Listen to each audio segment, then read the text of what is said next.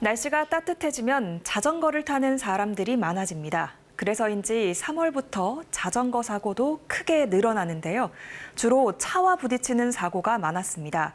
인도에서 차도로 도로가 바뀌거나 건널목이 있는 교차로가 특히 위험합니다. 자전거 이용자가 먼저 안전에 신경을 써야겠지만 자동차 운전자도 적절한 방어 운전이 필요합니다. 자전거 운전 안전 가이드를 설명해 드립니다. 교차로에서 우회전하던 차와 횡단보도를 건너던 자전거가 그대로 부딪힙니다. 신호등 없는 교차로를 지나던 차, 정체된 차들 사이에서 갑자기 나타난 자전거를 결국 피하지 못하는데요. 봄에는 이처럼 자전거 이용자가 늘어나면서 사고도 함께 증가합니다. 사상자 수 역시 날이 풀리는 3월부터 크게 늘기 시작하는데요.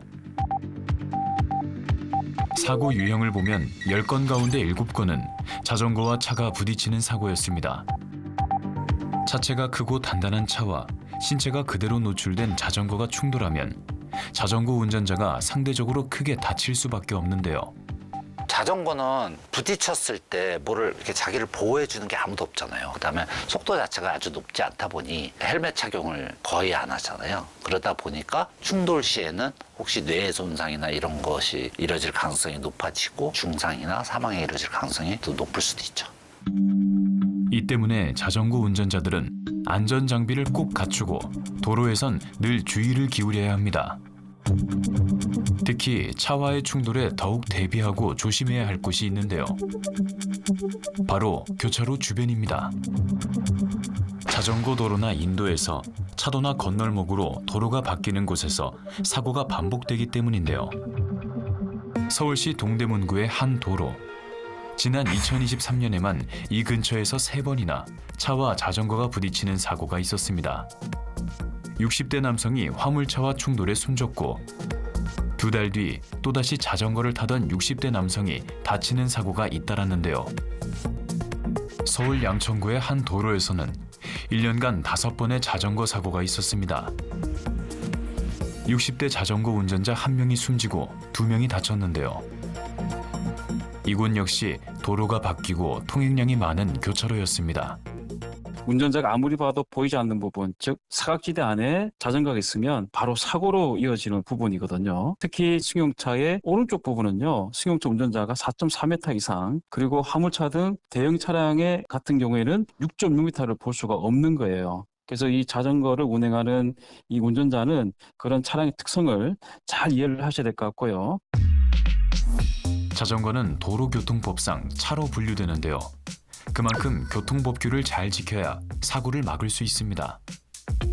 무리하게 인도와 차도를 넘나들지 말고 건널목이 아니더라도 차도와 자전거 도로가 만나는 곳이 나오면 자전거를 멈추고 주변을 살핀 뒤 출발하는 게 안전한데요. 자전거를 운행하는 사람들이 자전거는 이제 차가 아니라는 인식이 좀 많아요. 그러다 보니까 역주행을 많이 합니다. 자동차 운전자 입장에서는 반대 방향에서 역주행해서 자전거가 올 거라고 예상을 못 하거든요. 갑작스럽게 자전거가 나타났을 때는 거기에 대한 대비가 없었기 때문에 이렇게 충돌로 이루어지는 사고들이 참 많다. 자동차 운전자도 도로에선 늘 자전거와의 안전거리를 유지해야 합니다. 복잡한 교차로에서는 자전거가 갑자기 나타날 수 있는 만큼 주변을 살피며 늘 방어 운전을 해야 하는데요. 예전에는 약자 보호의 원칙, 자동차랑 자전거랑 하면 자전거가 약하니까 약자를 보호해줘야 된다. 그래서 자동차의 잘못을 더 크게 보는 그런 경향이 있었어요. 그래서 지금은 아니에요. 다 차 대 차잖아요. 안전모 착용이 제일 중요하고요. 일반 횡단보도에선 자전거에서 내려서 끌고 보행자랑 같은 속도로 가는 게 좋습니다. 자동차 운전자가 더 조심해야 될 점은요. 우회전할 때 보행자처럼 자전거 나올 수도 있으니까 특히 조심해야 되고요. 도로 위에서는 작은 배려가 큰 사고를 막을 수 있습니다. 자전거 이용자가 교통규칙을 지키고 자동차 운전자가 배려할 때 더욱 안전한 도로가 만들어집니다.